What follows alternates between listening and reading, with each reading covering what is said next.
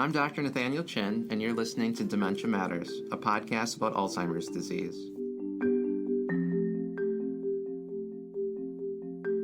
Dementia Matters is a production of the Wisconsin Alzheimer's Disease Research Center. Our goal is to educate listeners on the latest news in Alzheimer's disease research and caregiver strategies. Thanks for joining us. Welcome back to Dementia Matters. When talking about mild cognitive impairment on this podcast, we mostly discuss the more scientific aspects like research, early detection, and dementia risk. Today, we're going more into the emotional and spiritual side of things. How can mindfulness help someone experiencing MCI? What type of meditative practices can benefit someone who's received an MCI diagnosis? Joining me today to answer these questions and more is Sharon Lukert, a Buddhist chaplain and recently published author of the book Until My Memory Fails Me. Diagnosed with MCI in 2021, Sharon has participated in multiple research studies with the Wisconsin Alzheimer's Disease Research Center. Her book shares how her spiritual background has shaped the way she navigates cognitive decline. Mrs. Lukert, welcome to Dementia Matters. Thank you. It's really great to be here. To start, can you walk us through your journey with MCI so far? Where did it start? What led you to get a diagnosis? And what has the emotional impact of that diagnosis been like? Sure. This actually started back in 2019, so before the pandemic. And I'd had a couple of instances of not recognizing one of my colleagues in the hallway, and then another of being downtown in my city and feeling a little disoriented. I didn't quite know where I was. So I had the neurocognitive testing done for the first time then. And it was thought that I was just having a lot of stress in my life, which my job was quite stressful at the time. And so actually, it was recommended that I might consider retiring a little earlier than I had been considering before, which I did in 2020. But in 2021, I started noticing some more symptoms. I was having some word difficulty, saying the wrong word for something quite often. And I was also missing appointments. I missed like 6 appointments in a month, and that's very unusual for me. So I went back for further testing. And this time he was able to compare the test I had in 2019 to the test in 2021, and he could see a clear decline in at least one area. So that's when I was diagnosed with mild cognitive impairment. I'd say my first reaction was shock, which I think is pretty typical. I wasn't even sure what mild cognitive impairment was. Even though I worked in healthcare all my life, I hadn't heard that term very much. So it was surprising to me, and I did a lot of research online, et cetera, to learn more about it and find out more about it. That's one way that I cope is by finding out information. So this really became what I consider like a lifetime marker. You know, there's before diagnosis and after diagnosis. Of course, now I've had some time to adjust, so I'm very much past the shock period. It does take a few months, at least, usually, if not longer, for someone to really kind of adjust to this new way of thinking about themselves. But yeah, I would say that with time, that does shift or can shift. And Sharon, what you describe is noticing symptoms and then eventually getting this evaluation and then taking years to get sort of the confirmed diagnosis.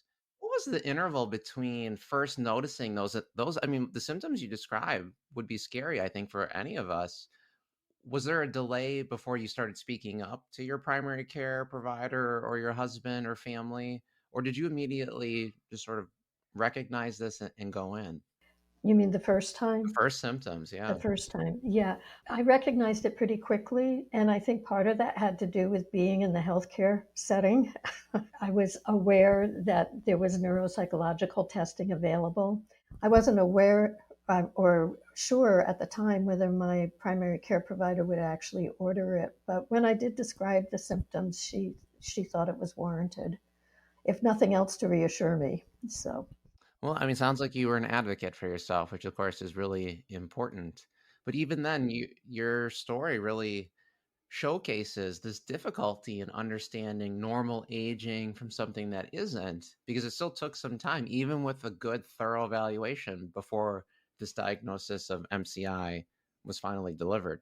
Absolutely. And I have to say, as I mentioned to you earlier, I've been doing book readings, et cetera. And it's the biggest question I get from people is how do I tell the difference between normal aging and cognitive changes that are more than normal? And my recommendation is always talk to your primary care provider because it's a hard question to answer. And I sure don't have an answer for people.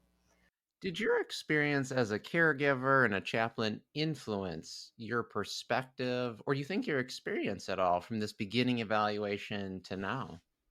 Definitely. I had worked with a lot of people with cognitive decline, both as a nurse and a home health aide in hospitals, home care, hospice, as well as a chaplain. So I have to say that all the people that I had worked with who I had a significant relationship with came to mind, both their struggles and their gifts. And I found at first I really needed to work through my own bias around the word dementia and cognitive decline before I could really settle into and adjust to the fact that this is something that's going on for myself.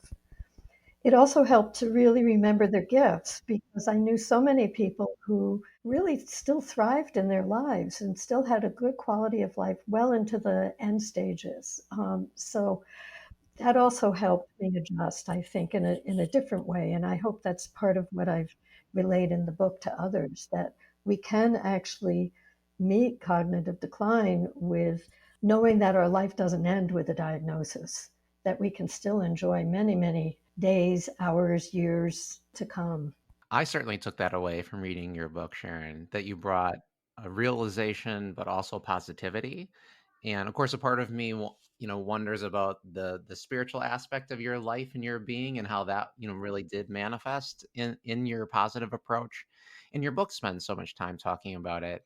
So for our listeners, how has your spirituality, your Buddhist practice supported you on this journey? And has your relationship to these practices changed or evolved in unexpected ways?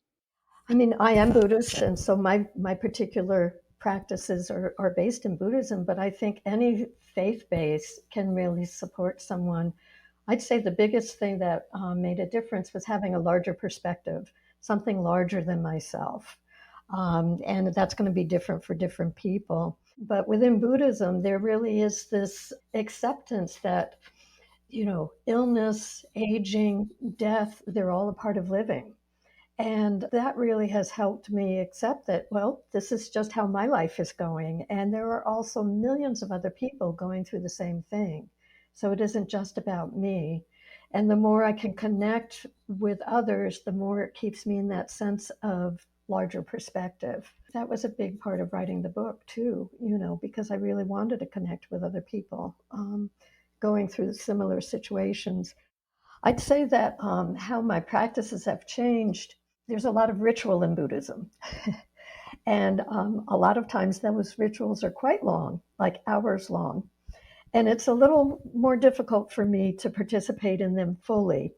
I still like to listen to them, but I find that day to day, what I really focus on are more the on the spot meditations, like I've mentioned in the book, because this is what helps keep me grounded, even when I feel a little confused or I get very clumsy and I drop something and I start to denigrate myself. And it's like, no, take a breath. you know, this is a moment for practice. Because a lot of what's spoken about in Buddhism too is how do we meet the challenges, the struggles, and even crisis in our life as opportunities you know so really I've also been a lifelong learner, so both of those things combined really support my perspective of just taking what happens and working with it best I can. I'd also say that advocacy for me is a form of my practice. I really feel that it's important to educate people about cognitive decline in a way where we can accept it a little bit more in our culture and support people more with compassion and openness and understanding. So I really see that as part of my Buddhist practice as well. It really sounds like you're living the most meaningful parts of your life, that the things that matter most to you, you've really incorporated into your daily life. Is that fair for me to say? I think so, yeah. I think it's really important to focus on those things as when you know that there's going to be decline in the future, whether that's cognitive decline or from some other terminal disease. How can you live your best life for as long as you can? And that can take all sorts of different ways depending on the individual. In addition to highlighting the impact of spiritual practice as you've navigated this cognitive decline, you also discuss the importance of building community and social connections. Can you touch on this a little bit? How has building community connections helped you as you've been on this journey? What I've heard from a lot of people is cognitive decline can be very isolating because of a sense of shame, embarrassment, knowing that you can't keep up the way you have in the past. And I certainly have felt all that, but I've found that the more honest I am with people, particularly friends and family, um, the more I can relax and just be myself, even if I'm making mistakes or saying the wrong thing or whatever it is that comes up. So not being afraid to ask for help is also really important. I had to give up driving a few years ago, and my friends have actually put together a group of them, and one person is available to give me a ride every week, which has been so helpful for me and for my husband because then it doesn't all fall on him. And the idea, too, was to develop a larger group of people who are involved with me so that as my care increases over time, they will be familiar to me and also they'll be a little more familiar with what's going on with me. So I think those are really important pieces and it can really help negate any sense of loneliness. I'm also a part of a support group for people with MCI and early dementia through the Alzheimer's Association. And that's been great because I meet with other people who are going through similar things and we share tips and tricks. One caveat I have to say though is that there aren't too many of them in the country yet. And I've talked to people in the Alzheimer's Association. They said that they're working on developing more, but right now they're more focused on caregivers and people with dementia already rather than people who are in the very early stages like myself. So hopefully there'll be more of them popping up. Well, sure. I know you've attended our Healthy Living with MCI series through our Alzheimer's Disease Research Center, and I completely agree. We need more of these programs. It is a different experience, in the earlier stages, and being able to relate to that, I think, is really valuable. And I think that speaks to one of the things you just said. There can be this feeling of shame with the thinking change, which might prevent someone from opening up. Now, as long as I've known you, and I've known you for many years, I've never sensed that from you. So hearing you say that, though, I think that I'm hoping that that reaches a lot of our listeners who may be experiencing their own thinking change, because it happens to the best of us, and it even happened to you. And yet here you are, very confidently being able to share your experience. It couldn't be easy, but at the same time, you do it so effortlessly. And so I just really appreciate your willingness to explain the things that you've been through, so that others can really see your example. So thank you for doing that, Sharon. I have to say, when something new comes up, it takes me a little while. I had an experience of where was I? I was at a pier. We were going out on a boat, and there were a lot of people around. And a woman came over who obviously knew me, and she took my hands and was talking to me, and I had no idea who she was. And I finally said, "I'm sorry, but I don't remember you." And then as soon as she said her name and how we knew each other, it came back. But those are embarrassing moments. But you get through.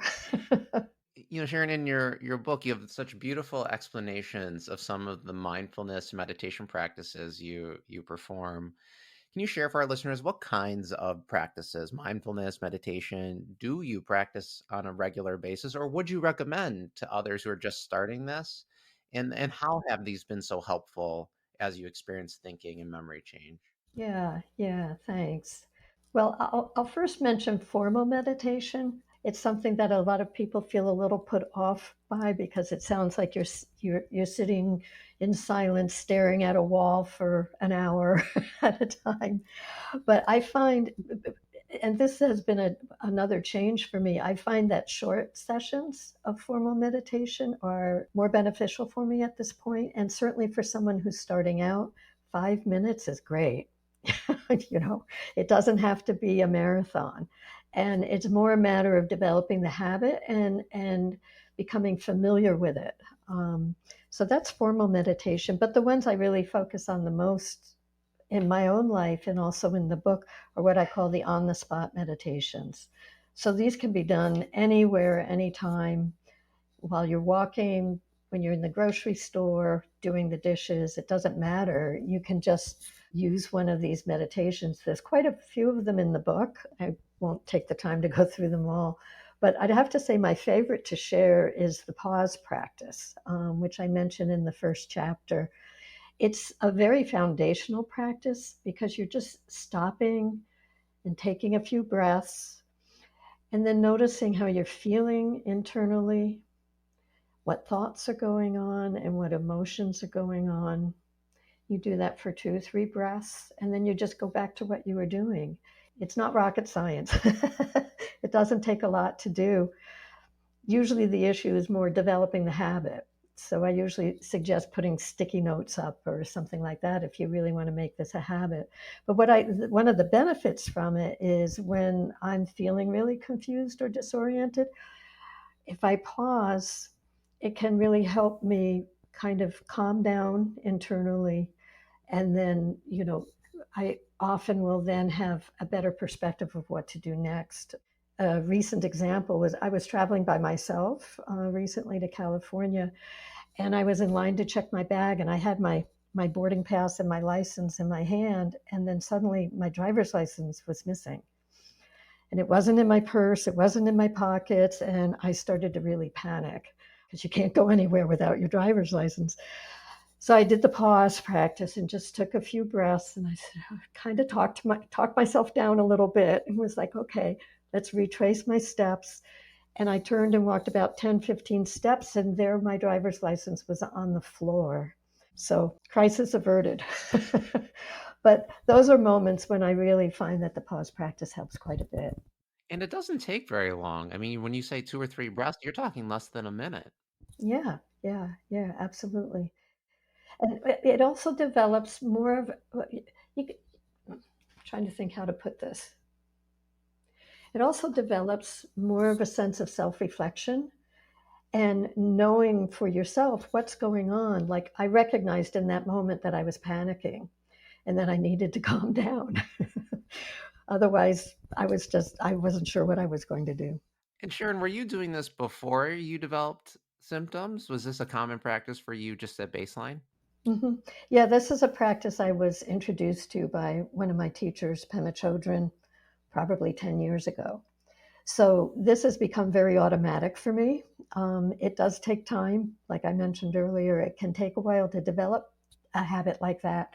But because it's something I've been doing for a long time, it just kind of comes up spontaneously for me often. Sometimes I have to kind of remember, come on, do a little practice here. But usually it's pretty available for me. I'll put it that way. Well, something we can all start incorporating now, though, is what it sounds like for those of us that don't do it yet. Yes, absolutely. So, Sharon, getting a diagnosis of MCI or dementia can be a really emotional experience for most people. Do you have any techniques or strategies for finding joy or navigating the emotional struggles that come up following a diagnosis? Yes, I think the first step is realizing that there's going to be emotional ups and downs. This is not an easy process. It's, as one of my doctors once told me, it's unpredictable and illogical. And that means you get surprised a lot. There are often times when I'm having a very good day, and then I've what I call good brain days. And then suddenly I can't remember something that I was just going to do, and I feel confused and disoriented. And, so just realizing that things are going to go up and down, and this really impacts our emotions. Anxiety is a really big one for a lot of people with cognitive decline. And I'm not sure how much that is from the change or if it's physiological because of what's going on in the brain, or maybe both. I don't know. But it certainly is very common. But realizing that emotions are fluid can be really helpful. That if we just wait a little while, it will change. Nothing is permanent. So it will change at some point. It is a point, too, when the pause practice can be really helpful. I'd say having some patience and gentleness with yourself is really important. As far as developing joy, it's a matter of really looking for delight in the moments in your own life. For me, it's often looking out the window. I like to watch the kids going to school during the school year, watching the birds this time of year, watching the weather. So that's one of the things that brings me joy. For my mom, who has dementia at this point, it's music.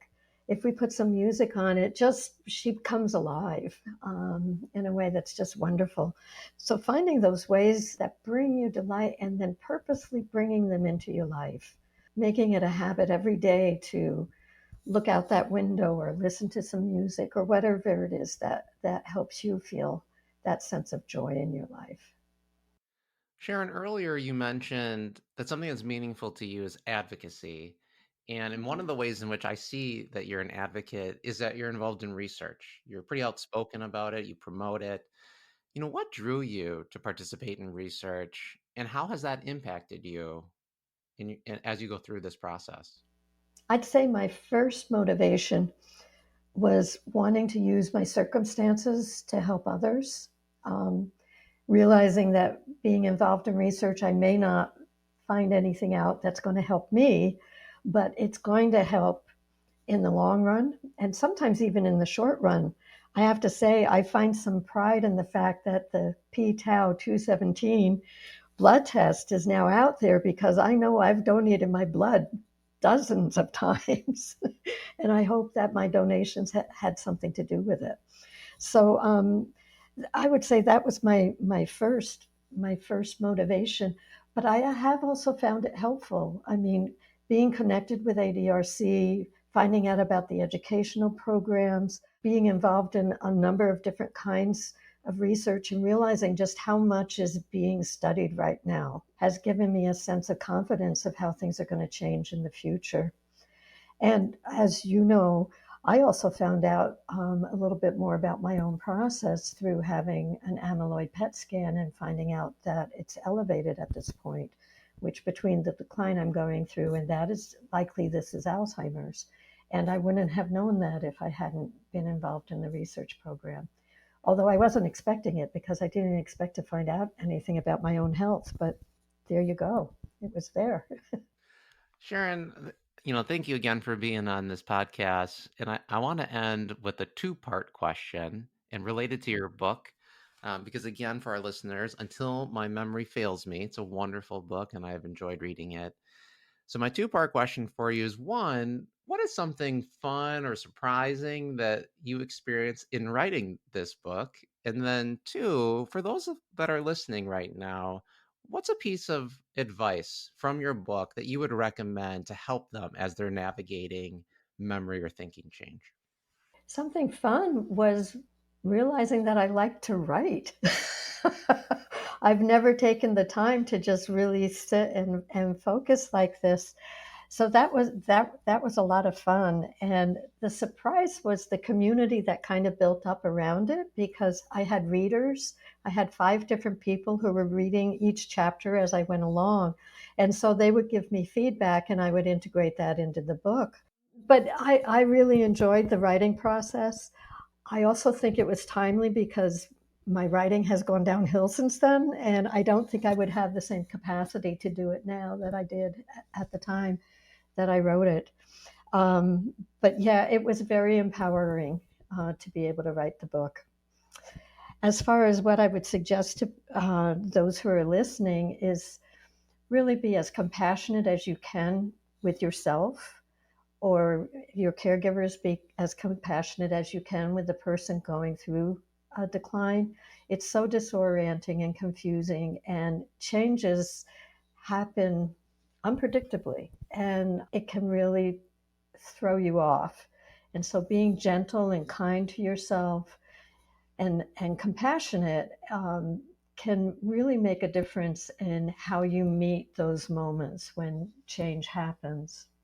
Well, so well said. Thank you, Sharon, again for being on the podcast and for writing this, fantastic book, which I believe is going to reach many, many Thank you for people People listening to Dementia and help Matters. those going through Follow this us on Apple experience. Podcasts, Thank you for having Spotify, me. or wherever you listen. Or tell your smart speaker to play the Dementia Matters podcast. Please rate us on your favorite podcast app. It helps other people find our show and lets us know how we're doing. If you enjoy our show and want to support our work, consider making a gift to the Dementia Matters Fund through the UW Initiative to End Alzheimer's. All donations go toward outreach and production. Donate at the link in the description. Dementia Matters is brought to you by the Wisconsin Alzheimer's Disease Research Center at the University of Wisconsin-Madison. It receives funding from private, university, state, and national sources, including a grant from the National Institutes on Aging for Alzheimer's Disease Research. This episode of Dementia Matters was produced by Caitlin Rowerdink and edited by Alexia Spevacek. Our musical jingle is Cases to Rest by Blue Dot Sessions. To learn more about the Wisconsin Alzheimer's Disease Research Center, check out our website at adrc.wisc.edu. That's adrc.wisc.edu. And follow us on Facebook and Twitter. If you have any questions or comments, email us at dementiamatters@medicine.wisc.edu. Thanks for listening.